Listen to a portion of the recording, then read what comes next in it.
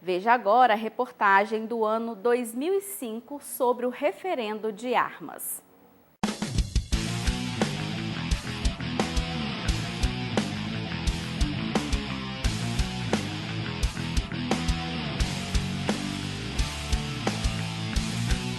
O assunto está na boca do povo. Isso vem com o referendo que acontecerá no dia 23. Mas uma dúvida ainda paira no ar. O referendo é o mesmo que um plebiscito? As diferenças são singulares. No caso do referendo, os cidadãos são chamados a dizer através do sim ou do não se alguma medida ou lei já aprovada deve continuar a valer. Em Ouro Preto, assim como no resto do país, o processo já está pronto. Através do referendo, o governo quer saber se a população concorda ou não com a comercialização de armas no país.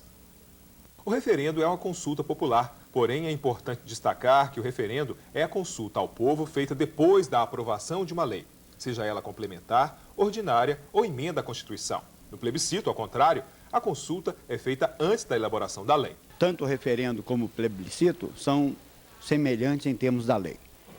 O importante é salientar que o referendo é uma consulta também à população, dizendo sim ou não, porém de uma lei já aprovada.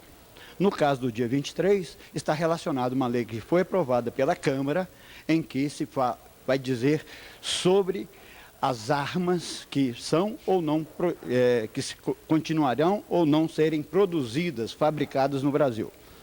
O plebiscito já está relacionada também a uma consulta popular, em tese de uma lei a ser feita no futuro, que não é o caso.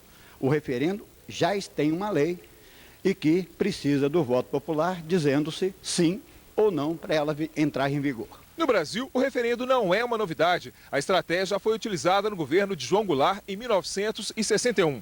O Congresso Nacional aprovou naquela época a emenda constitucional número 4, que garantiu a posse ao presidente Goulart, mas instituiu o parlamentarismo no país. 2 anos depois, a população foi consultada sobre a manutenção do regime presidencialista ou o retorno do presidencialista. Assim, em janeiro de 1963, foi realizado um referendo. Os eleitores responderam pelo retorno do presidencialismo.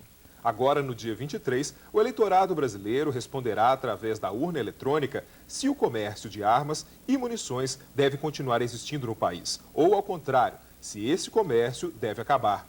De acordo com Shirley Xavier, chefe do cartório eleitoral de Ouro Preto, serão 728 pessoas envolvidas no processo. As urnas eletrônicas já estão prontas. Ao todo, no município, são 65 locais para votação em 157 sessões eleitorais. Shirley Xavier lembra que o Tribunal Superior Eleitoral definiu os números associados às opções sim e não na urna eletrônica para o referendo de 23 de outubro da seguinte forma. A pergunta é uma interrogação.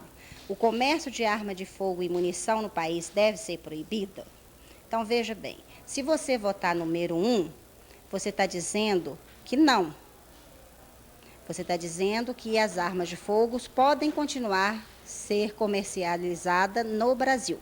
Se você disser no 2, a tecla 2, você está dizendo sim, que é proibido vender armas de fogo no país. Este será o primeiro referendo do mundo em que a população será consultada sobre o desarmamento. A proibição do comércio de armas já consta no Estatuto do Desarmamento, mas somente com o referendo, esse ponto da lei terá validade. Alguns dos mais de 51.400 eleitores de Ouro Preto falam nas ruas sobre o processo. Tô indeciso ainda. Vou votar não. Por quê?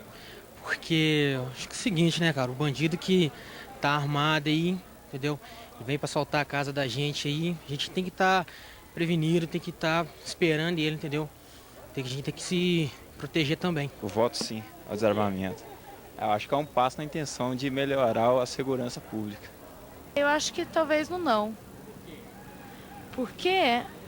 Eu acho que, na verdade, eu acho o referendo meio uma palhaçada, assim. Porque eu acho que é uma maneira de mudar o foco de uma coisa para outra, assim. Mas, não sei. Sim. Por quê? Ih, menina, me atrapalhar tudo aqui. Aqui, é bom, né? Desarmar, muita violência. Não. Sim. Por quê? Por quê? Porque tem que ter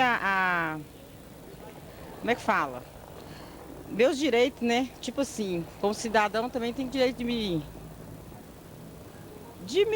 defender. Um estudo da Organização das Nações Unidas para a Educação, a Ciência e a Cultura mostrou que 104 pessoas são vítimas de armas de fogo por dia no Brasil. Entre 1979 e 2003, o número de mortes por armas alcançou 550 mil pessoas e destas, quase metade tinha entre 15 e 24 anos. A aprovação pela Câmara dos Deputados do decreto legislativo sobre o referendo, por 258 votos a favor e 45 contra, ocorreu no dia 6 de julho de 2005. E a promulgação pelo Congresso Nacional foi feita no dia 7 de julho de 2005. Assim, no próximo dia 23 de outubro, cerca de 121 milhões de eleitores terão de responder a seguinte pergunta: o comércio de armas de fogo e munição deverá ser proibido no Brasil? Se a maioria dos eleitores decidir pelo sim, esse tipo de comercialização deverá cessar assim que o TSE proclamar o resultado da consulta popular. Se, ao contrário, a maior parte dos eleitores decidir pelo não, a comercialização de armas e munições continuará. No dia 23, a votação começa às 8 horas da manhã e termina às 5 horas da tarde. Os eleitores devem se apresentar às sessões munidos com títulos ou documentos pessoais que tenham foto.